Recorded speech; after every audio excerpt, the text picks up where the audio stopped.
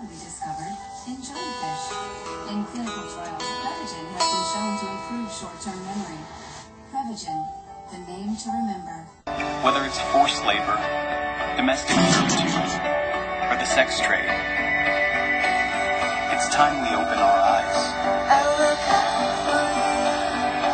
Sorry, I didn't even see you. No one at us.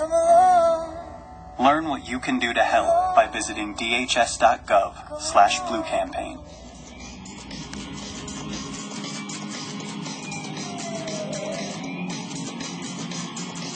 Happy 4th of July, everybody. Welcome to This Week in the News. Twit News, saying just what you think. I'm Joe Inge, and these guys are the disembodied voice in my head. Say hi, fellas. Thanks, guys. Good job. This week in the news, some white guy said,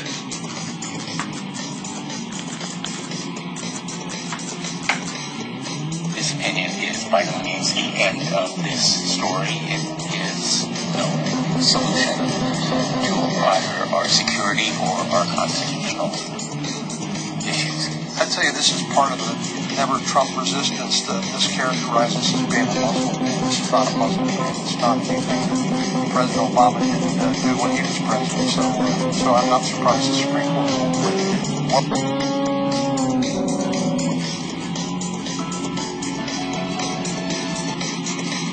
this week in the news, some black guy did this. We've got breaking news. LeBron is a Laker. LeBron James is a Los Angeles Laker for what ought to occupy the final act of his NBA story. 4-year, $154 million a max deal. That's what he can sign in LA. Likely an opt-out after 3 years. That could put him back in free agency or negotiate this deal. First of all, I'm ecstatic. I think it was the right situation, the right role to implement. He wasn't going to get anything accomplished in Cleveland. That was obvious. Philadelphia, it just wasn't a good fit for him to be paired with Ben Simmons, not to mention the fact that, in terms of their playing style and the locale as well, going from Cleveland to Philadelphia, just didn't make much sense. But the big thing is that you got to give kudos to Magic Johnson. So LeBron came to this decision a few days ago, Zubin. He's been letting some select people in his life know that this was coming. He wanted to, before he made a final decision, go through a process which included speaking with people in the Lakers organization, which took place within the last 24 hours. He was already headed here as long as the Lakers didn't drop the ball, which clearly they did. Sunday afternoon in Los Angeles, right around 8 p.m. Eastern, LeBron informed Magic Johnson of his plans to join the Lakers. They ironed out the length of that contract. Now, the contract length is important here. That is a commitment saying that I don't feel this urgency to make sure we go all in this summer. If we didn't get Paul George, if we didn't get Chris Paul, if we don't get Kawhi Leonard, that's okay. I believe in the team and the structure you put in place in Los Angeles. I want to be a part of it. This was always what $154 million.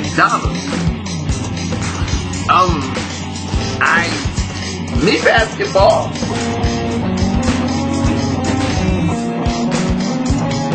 This week in the news, Supreme Court Justice Anthony Kennedy announced his imminent retirement. And the heretofore unforeseen fulminating fact of the finality of the federal juror's professional future has folks on the left hair on fire tweeting out. The president should take the time that's necessary and more than a month to nominate someone who is open-minded and fair. A jurist who has a track record in the mold of Justice Kennedy. A jurist who has a track record in the mold of Justice Kennedy.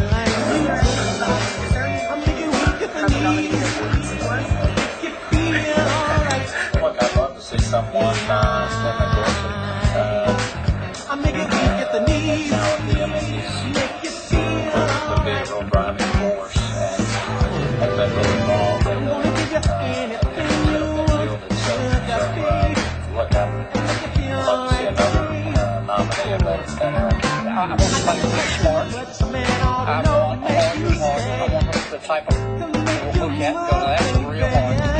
A don't want to hate her. It was important that we have individuals on that court who reflect the values and the ideals of who we are as a country and who prioritize that all of us are equal under the law and that fairness will be the highest goal.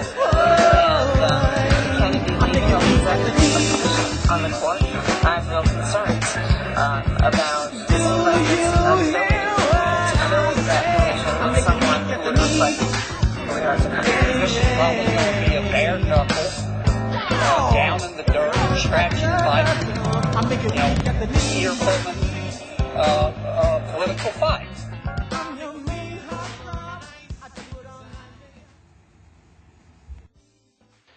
And now, a blatantly sexist moment with Alexandria Ocasio-Cortez.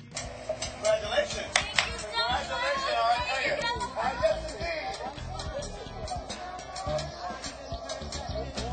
Everyone's saying it's a surprise victory. I can't believe it.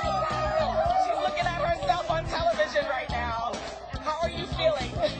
Can you put it into words? No?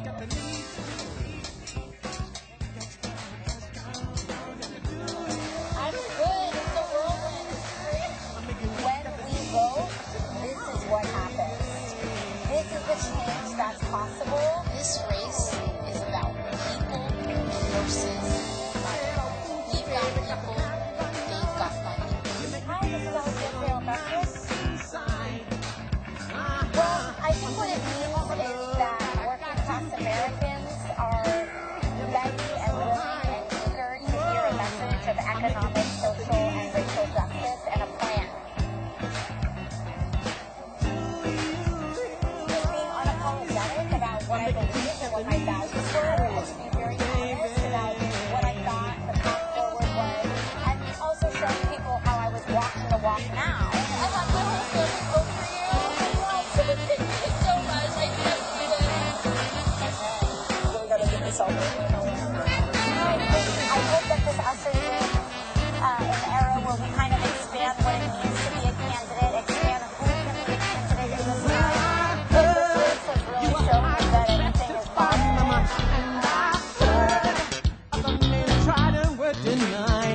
That was a blatantly sexist moment with Alexandria Ocasio-Cortez. Tell you what, mama, you know I'm your man. You know I make it weak at the knees. You know it, oh my baby. And now, let's hear from Maxine Waters. I make it weak at the knees. You know what I mean, what I mean.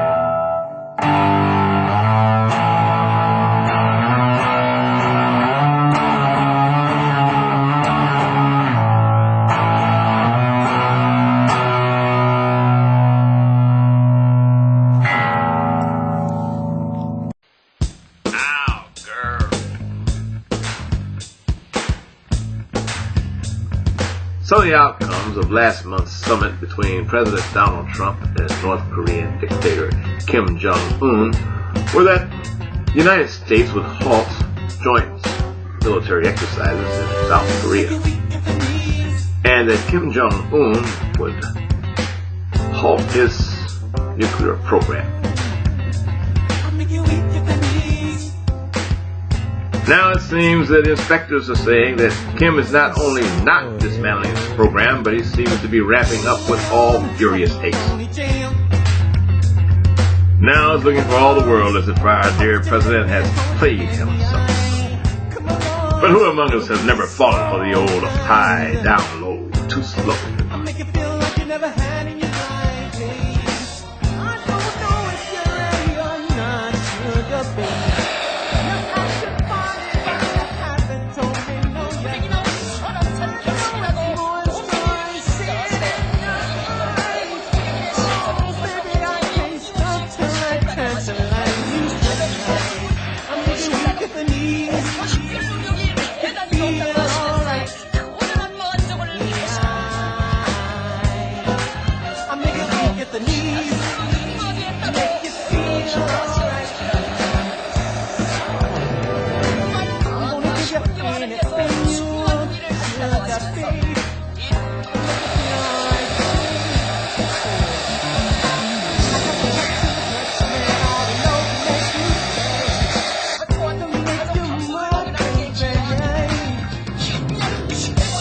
We got Luke, bitches! Here's the disembodied voice in my head with a different perspective on trade negotiations. We're not in a trade war with friends and competitors, foreign competitors alike. It's like, well, who said this guy comes along and gives us himself a bill of goods for some unknown reason? Now, who actually fights trade wars anyhow? The consumers, that's who. The tariffs that we implement on the incoming on imported goods get passed on to the consumer. So that bonus you got from your company, following that small bonus you got from the company, during the tax reform, goes back to the government in the form of higher cost of imported goods. And you walking around now talking about, well, I'm pregnant, I got a baby, and you act like you don't know how you got a baby because somebody came and said, well, look, I got a sick thing, and I want to put my thing in your thing, and I put it in your thing, and it'll make it smaller, and you go, okay, and then now we got this baby in the form of a big old taxes, tariffs, and forms and stuff, and our companies going overseas and carrying on, and the farmers can't farm no more because now they can't afford to buy the goods and need to farm it. And here you go wilding around, fat. I'm having a baby. I don't know how you get babies. Now, okay, well, here, I'll tell you how you did it. Right now, I'm getting ready to tell you. That was a different perspective from the disembodied voice in my head. And now? Well, that's it. Join us next time for This Week in the News. Twit News, saying just what you're thinking. Don't forget to subscribe. Yeah. And do your own homework. Yeah.